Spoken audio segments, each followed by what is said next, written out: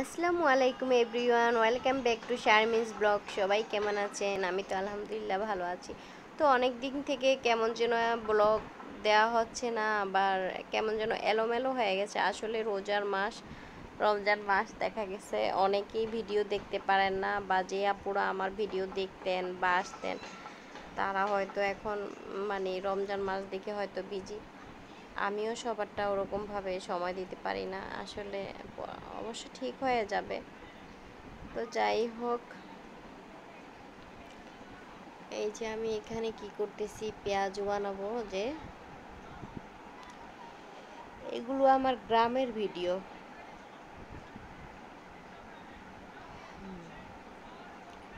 গ্রামে যেও আমার যখন রান্না করতে হয় তখন একটু শ্যুট করেছিলাম এগুলো। আসলে আমার কাছে না শহরের যে মানে গ্রামের পেঁয়াজগুলো বেশি মজা হয়। কেন মজা হয় জানি না, ধনিয়া পাতা যে সেটাও একটা স্বাদ লাগে খাইতে। জানি না, সবই আল্লাহর রহমত। ঢাকাতে এত স্বাদ করে রান্না করে মজা পাই না আসলে। এই যে মিষ্টি কুমড়াটা আমি ভাজছিলাম, এত মজা হয়েছিল, অনেক টেস্ট হয়েছিল। তো ঢাকাতে তো অনেক মজা করে রান্না করি, তারপরও মজা লাগে না। আর এই চিংড়ি মাছের কথা কি বলবো, আমি যখন চিংড়ি মাছটা রান্না করেছি পুরা ফ্লেভারে পুরা বাড়ি ম ম করেছিল। আর এত বড় চিংড়ি মাছও আমি শহরে আনি, কিন্তু ওগুলো ওরকম সেন্ট হয় না, কেন জানি না। এখন এই যে আবার এই চা বানিয়েছিলাম যে সন্ধ্যায়, এটা কিন্তু এখন আর না, এটা আরও 1 বছর, 6-7 মাস, 1 বছর আগের ভিডিও। যখন আর কি আমি গ্রামে গিয়েছিলাম, কেউ ভাববেন না যে এটা এখন খেয়েছি বা কিছু। এই ভিডিওগুলো অনেক আগে, ঠিক আছে।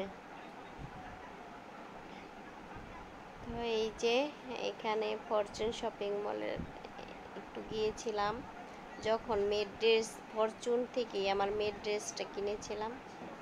আপনাদের সাথে শেয়ার করা হয়নি, একটা শেয়ার করব, একটা ব্লগ করব।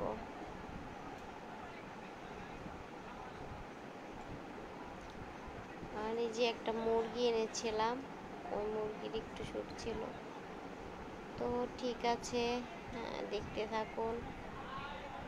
সবাই সবার জন্য দোয়া করবেন, আমিও সবার জন্য দোয়া করি।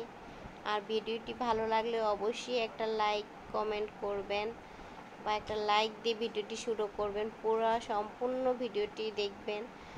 আর আমার ভিডিওটি ভালো লাগলে অবশ্যই লাইক কমেন্ট সাবস্ক্রাইব করবেন, শেয়ার করবেন।